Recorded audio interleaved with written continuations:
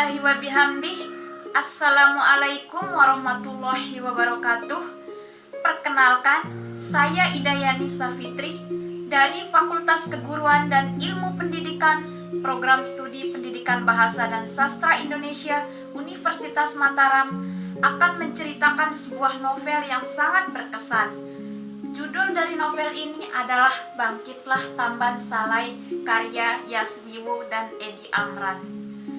Di dalam novel ini diceritakan kisah seorang anak bernama Haidir yang bersekolah di tempat bergengsi justru tidak mampu mengikuti pelajaran.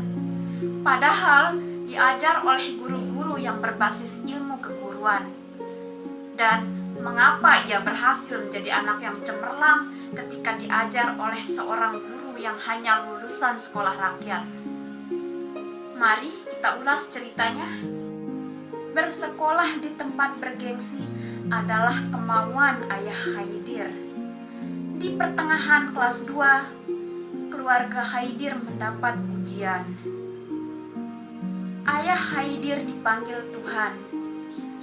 Haidir belum terlalu paham apa yang terjadi. Tidak ada setetes air mata pun yang jatuh.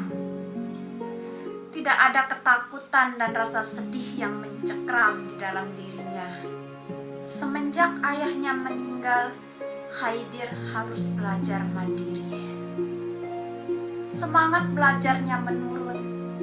Haidir sering datang terlambat dan mendapat hukuman tidak boleh masuk ruang kelas. Begitu banyak pelajaran hidup yang dipetik dari pelajaran di sekolah. Ketakutan akan dikeluarkan dari sekolah semakin besar. Hal itu terus mengganggu pikirannya. Hari demi hari, Haidir selalu menjadi sasaran guru. Sudah tak bisa terhitung berapa kali ia harus maju menerima hukuman ketika tidak bisa menjawab pertanyaan. Andai semua pelajaran diajar oleh guru dengan cara yang menarik dalam menjelaskan pelajaran, mungkin ia dan teman-teman dapat belajar dengan senang, pikirnya. Sayangnya, selama ini mereka selalu dihadapkan pada guru-guru yang lebih suka marah-marah kepada mereka yang sulit menangkap pelajaran.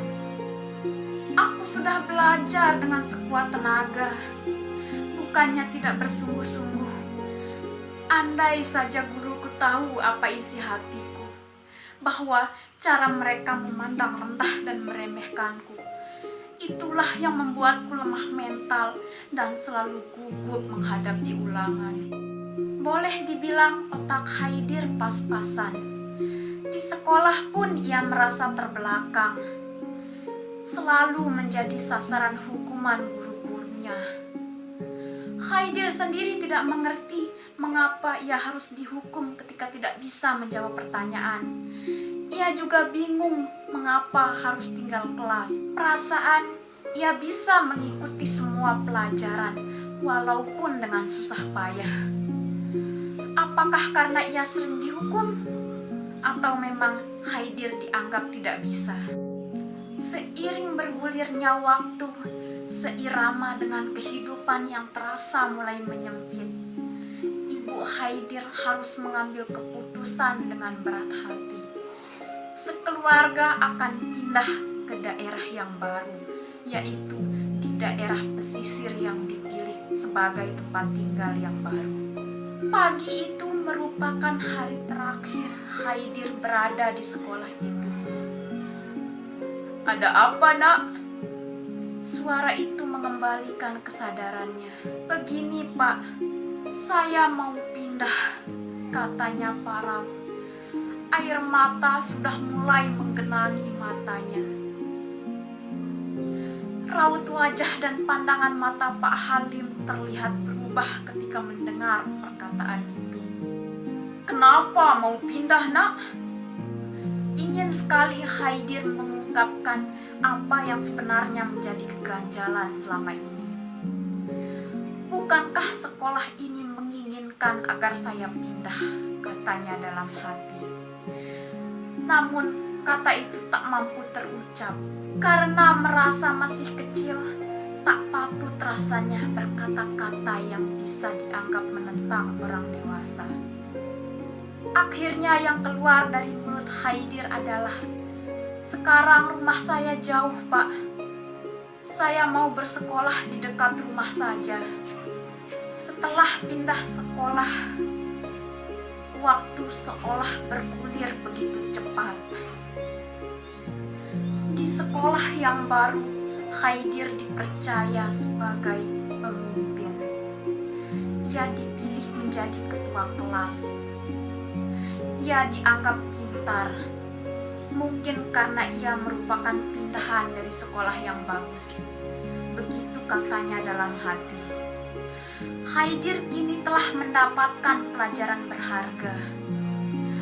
Ia seperti batu karang yang tidak akan hancur di derap ombak, karena memiliki guru-guru yang mengikat dan menahannya dengan kuat. Haidir menjadi anak yang mampu menahan deraan dan empasan ombak kehidupan. Kini ia memiliki jati diri yang kokoh. Muncul kesadaran di dalam diri Haidir bahwa sebenarnya guru yang pintar itu tak lain adalah diri sendiri. Tak pernah terbayangkan di dalam diri Haidir bahwa ada seorang guru yang bisa mengajarkan seluruh mata pelajaran. Sebagai guru honorer, entah berapa gaji yang beliau terima. Yang Haidir tahu, beliau mengajar dengan hati gembira. Beliau hanya mengabdikan diri setulus hati, tak pernah mengeluh ataupun marah. Walaupun statusnya bukan sebagai guru tetap, akan tetapi pengabdiannya jauh melebihi guru-guru lain yang berstatus sebagai guru tetap. Walaupun hanya sebagai guru honorer yang bergaji kecil, beliau tetap mengajar dengan sepenuh hati. Tidak pernah ia berkeluh kesah ataupun mengajukan tuntutan. Sungguh budi pekerti luhur yang patut diteladani. Kearifannya yang selalu memperlakukan anak didiknya seperti anak sendiri. Dengan keilmuan sebatas sekolah rakyat ditambah dengan pengalaman kehidupan, beliau tak sungkan mengamalkan diri bagi sesama. Suatu ketika hujan turun begitu lebat, sampai-sampai pakaian Haidir basah kuyup. Melihat keadaan Haidir, seorang ibu-ibu menyuruhnya beristirahat sejenak sambil menunggu hujan reda. Pada awalnya mereka hanya basa-basi, entah siapa yang memulai. Akhirnya mereka terlibat dalam pembicaraan yang serius. "Nak, bagaimana kalau kau menjaga rumah kami yang di Bandung?" Si ibu menawarkan.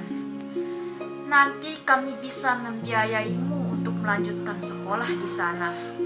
Bandung sama sekali tak pernah terlintas dalam benak Haidir, apalagi untuk bisa melanjutkan sekolahnya. Ibu Haidir mengantar Haidir sampai ke bandara dengan bekal doa yang tiada habisnya dan tiada putusnya. Di kampungnya, orang tidak dilarang untuk bermimpi, asalkan sudah siap untuk diejek dan dicemooh. Bermimpi terlalu tinggi dianggap muluk.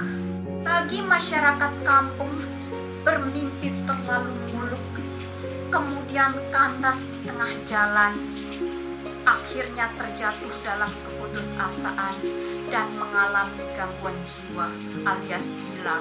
Inilah alasan mengapa orang tidak mampu dilarang bermimpi. Mereka harus menerima keadaan mereka. Mereka harus hidup bagai air yang mengalir. Dari guru-guru seperti beliaulah ia mulai berani membebaskan mimpi, meraihnya dan mewujudkannya. Haidir tak pernah puas dengan satu mimpi. Ia ingin bermimpi dan terus bermimpi lagi selagi bisa dan selagi tak ada yang melarangnya untuk bermimpi. Adapun motivasi yang dapat kita petik dari novel ini, yaitu Biarlah orang lain mengejekmu dan biarkanlah mereka mengolok-olokmu. Akan tetapi, hendaklah jadikan dirimu berubah hingga tak mudah menyerah. Jangan pernah mengulangi kekeliruan teman-temanmu bila ia berlaku salah. Suatu hari nanti, jadikanlah dirimu sebagai orang tua yang mampu mendidik anak-anakmu dengan bahasa yang santun, bijaksana, lembut, dan halus. Jadikanlah olehmu anak-anak negeri menjadi penerus bangsa yang akan memimpin negeri ini dengan perilaku dan bahasa yang baik, lembut dan berbudi luhur, sehingga duniamu dipenuhi dengan tatanan bijak, santun, dan berada dalam kedamaian rasa. Biarkanlah peristiwa yang dulu berlalu begitu saja. Kau harus bisa melewatinya dan membuktikan kepada mereka bahwa kau tidak seperti apa yang mereka katakan. Jadilah pribadi yang baik dan santun demi kebaikan orang lain. Terbangkanlah anganmu setinggi-tingginya. Melayanglah kemana engkau suka dan bawalah pada suatu titik. Ketika suatu saat kelak kau menemukan tempat terbaik yang kau yakini, kabarkanlah apa yang telah kau raih. Tetapi jangan kau ceritakan kembali penghinaan yang menyebabkan angan-anganmu itu pudar. Pula jangan kau ceritakan apa yang belum dapat kau capai. Janganlah engkau bertanya mengapa engkau diperolok, diejek, dicemooh, dan dianggap tak berarti. Lah kau bertanya mengapa kau dihina karena angan-anganmu. Lah dan biarlah penghinaan itu disapu angin. Janganlah engkau membalasnya ketika engkau sampai ke tujuan. Tenang saja dan jangan hiraukan. Kuatlah di atas kebenaran dan senantiasa bersabar dimanapun engkau berada. Terbanglah bersama angin yang berhembus dan menyejukkan rasa. Sekian pemaparan dari saya, kurang dan lebihnya saya mohon maaf. Wabillahi taufik wal hidayah. Wassalamualaikum warahmatullahi wabarakatuh.